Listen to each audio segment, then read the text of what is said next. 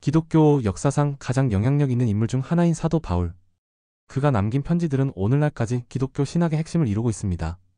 하지만 혹시 여러분은 바울이 왜 직접 설교보다 편지 쓰기를 선호했는지 궁금해하신 적이 있나요? 오늘 우리는 바울의 개인적 고통과 그것이 어떻게 기독교 역사를 바꾸었는지에 대한 흥미로운 이야기를 들려드리겠습니다. 고린도 후서 12장에서 바울은 자신에게 육체의 가시가 있다고 고백합니다.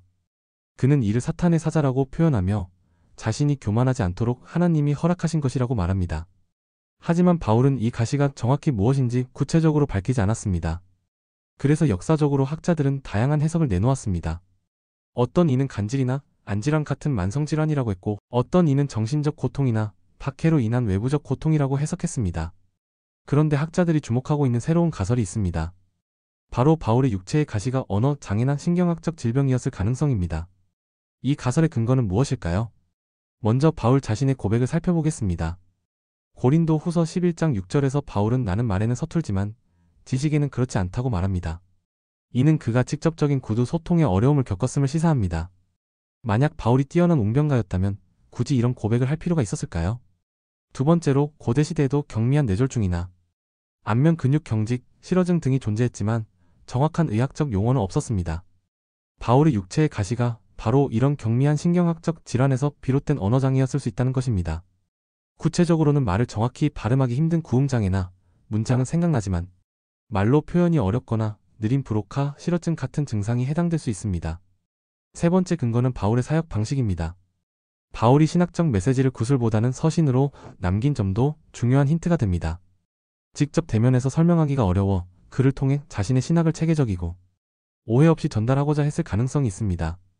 만약 바울이 정말로 언어 장애를 가지고 있었다면 이는 그의 사역 방식에 큰 영향을 미쳤을 것입니다. 구두 소통에 어려움이 있었다면 바울은 자연스럽게 서신에 의존했을 것이고, 바울의 편지들은 단순한 의사소통 수단을 넘어 자신의 한계를 보완하는 전략이었을 수 있습니다.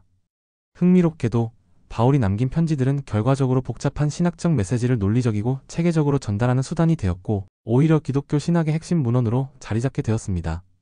로마서, 고린도 전후서, 갈라디아서 등 바울의 서신들은 오늘날까지 기독교 교리의 기초가 되고 있습니다. 이런 관점에서 보면 바울의 신체적 약점은 아이러니하게도 기독교 교리에 서면하라는 예상치 못한 역사적 전환점을 가져왔다고 평가할 수 있습니다. 만약 바울이 뛰어난 웅변가였다면 그의 말씀들이 이렇게 정확하고 체계적으로 기록되어 후대에 전해졌을까요? 물론 이 해석에는 한계가 있습니다. 바울이 구체적으로 언어장애를 가시로 직접 언급한 것은 아니므로 이는 어디까지나 가설일 뿐입니다. 하지만 그가 반복적으로 나는 말에는 서툴다고 고백했다는 점, 그리고 직접 소통보다 편지에 의존한 점은 이 가설을 뒷받침할 수 있는 간접 증거로 볼 수 있습니다. 결론적으로 바울의 육체에 가시는 신경학적 질환에서 비롯된 언어장애였을 가능성이 있습니다. 이로 인해 그는 직접 설교 대신 자신의 사상을 서신으로 정리하고 전달하는 방식을 택했을 수 있습니다. 그리고 아이러니하게도 이 개인적 한계가 기독교 신학을 문헌화시키는 계기가 되었고 후대 유산으로 남게 된 셈입니다. 때로는 우리 약점이 예상치 못한 방향으로 중요한 전환점이 될 수 있다는 것을 바울의 삶을 통해 배울 수 있습니다. 여러분은 어떻게 생각하시나요? 댓글로 여러분의 생각을 남겨주세요.